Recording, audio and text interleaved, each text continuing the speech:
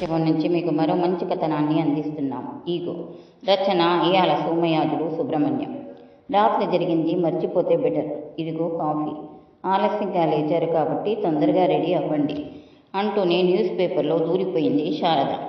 తను అప్పటికే రెడీ అయి ఉందన్న విషయం అర్థమయ్యేసరికి నేనెప్పుడు లేచానో తెలిసింది నాకు. తను కూల్గా ఉండడంతో నాకు గిల్టీగా అనిపించింది.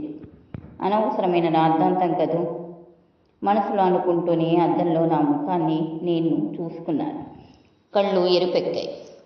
నిద్ర లేకపోతే ఎరుపెక్కక ఏమవుతుంది? 50 ఏళ్ళు దాటి ఏడాదయింది కానీ నాలో మారని మనస్తత్వం. ఎందుకో తొలిసారిగా ఇబ్బందిగా అనిపించింది నాకు. మీరు రెడీ అయినా శారద పిలిచేసరికి ఆలోచనలలోంచి బయటపడ్డాను. వచ్చేస్తున్నా అంటూనే కారు కీస్ తీసుకొని బయటపడ్డాను.